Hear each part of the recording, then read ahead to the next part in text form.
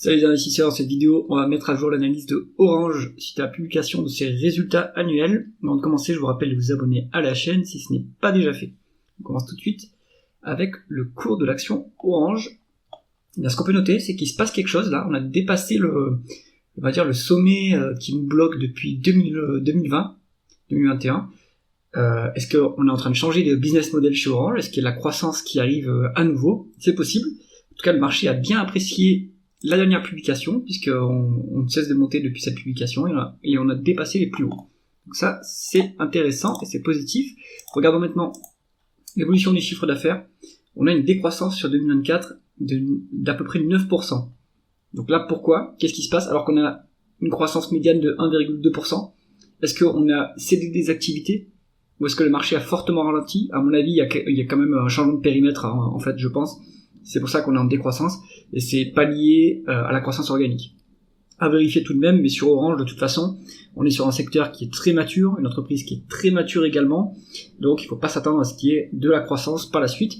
Tant qu'on se stabilise à périmètre constant, autour de 1 ou 0%, il n'y a pas de problème pour cette entreprise. On continue avec les taux de marge.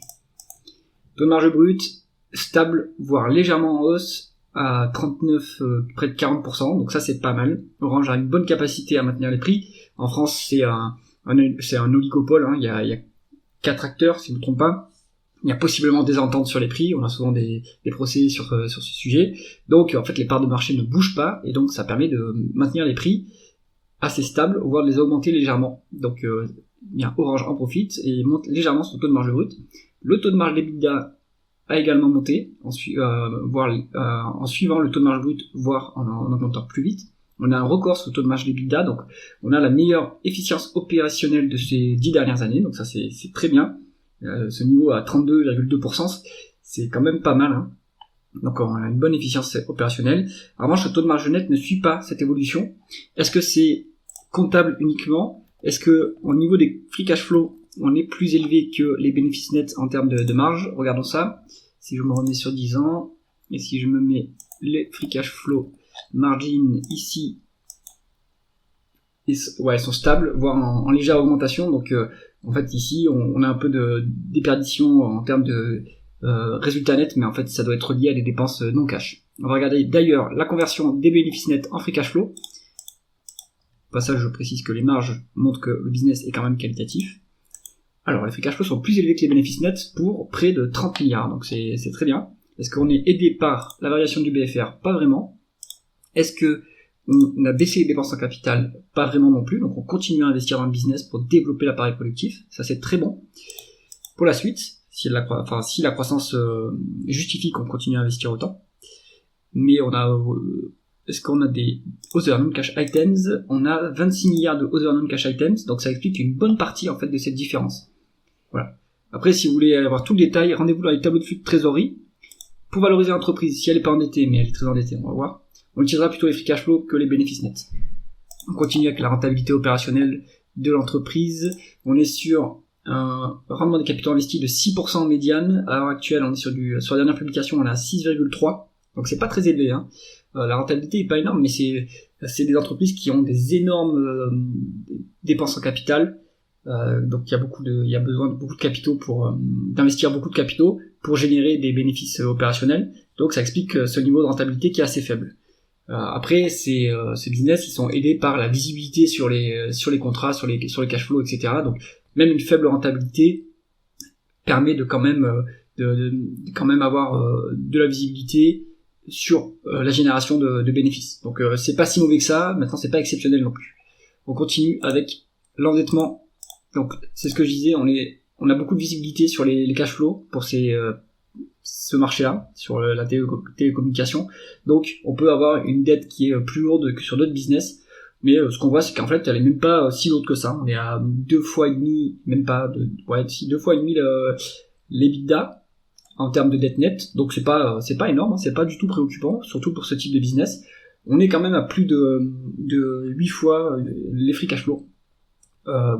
C'est pas un problème non plus, hein, parce que en fait si on a besoin de rembourser la dette, on peut désinvestir un petit peu et augmenter la génération de free cash flow, la conversion des EBITDA en free cash flow. Ça nous permettra de rembourser plus vite la dette. Mais c'est pas du tout une priorité de rembourser la dette. On voit qu'elle est à peu près stable depuis 2019, voire elle est en légère décroissance depuis 2023. Donc voilà, la priorité c'est pas forcément le désendettement, puisque de toute façon sur ce type de business, comme on a de la visibilité sur les free cash flow, on peut s'endetter à des taux d'intérêt qui sont attractifs.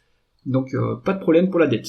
Est-ce que l'actionnaire est bien traité chez Orange? C'est le principal attrait d'ailleurs de cette action, de cette entreprise. On va regarder en termes de dividendes payés. On est sur un dividende qui représente, on va dire, 60% des free cash flow.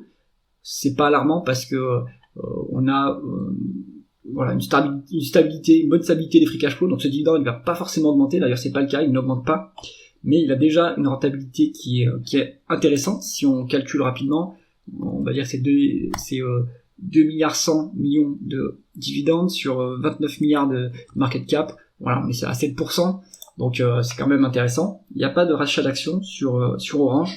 On est plutôt sur une stabilité. Donc de temps en temps, on rachète des actions pour, à mon avis, corriger la dilution.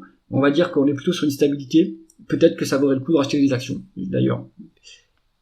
Puisque en fait, on a une part des free cash flow qui n'est pas utilisée pour le dividende. Donc cette part des free cash flow doit être utilisée pour les endettements dans ce cas-là. Si on regarde le rendement de l'actionnaire en incluant la dette, on voit que c'est à 18,5, ça me semble élevé quand même. Si on regarde sans la dette, on est sur du 7,24. Voilà, donc en fait il y a une bonne partie aussi du désendettement qui aide le rendement de l'actionnaire, mais si on prend en compte que les rachats d'actions et le dividende, on a 7,24%. Et en fait il n'y a pas de rachat d'actions, donc voilà, on compte sur le dividende, 7,2% de rendement du dividende, qui est à peu près sécurisé, puisqu'il ne bouge pas trop, mais il est déjà un rendement attractif. Et on regarde maintenant la valorisation de l'entreprise, en valeur d'entreprise sur EBITDA, puisqu'on a de la dette. En médiane, on serait à 4,9. Sur la dernière actuellement, on serait à 4,5 fois. Donc, on a 10% de décote sur le multiple historique qui est très faible dans l'absolu. Conclusion du dossier Orange. On est en train d'améliorer un peu le dossier, là, vu que, à mon avis, il y a quelque chose à creuser dans la dernière publication, vu que on a dépassé les plus hauts historiques. Donc peut-être qu'il y a un changement de business model, peut-être qu'on bénéficie de l'IA, je ne sais pas, à vérifier. En tout cas, le rendement du dividende est intéressant pour un rentier, et en plus il est bien sécurisé par les free cash flow, même si c'est au-delà des 50%, mais comme le dividende n'augmente pas trop, ça reste raisonnable. Et on a une valorisation qui présente une légère décote, donc il y a une marge de sécurité. Donc Orange très bien pour un rentier qui va se constituer un portefeuille de dividendes sécurisés. J'espère que cette analyse vous aura plu. Si c'est le cas, mettez un pouce vers le haut et pensez à vous abonner à la chaîne. À bientôt.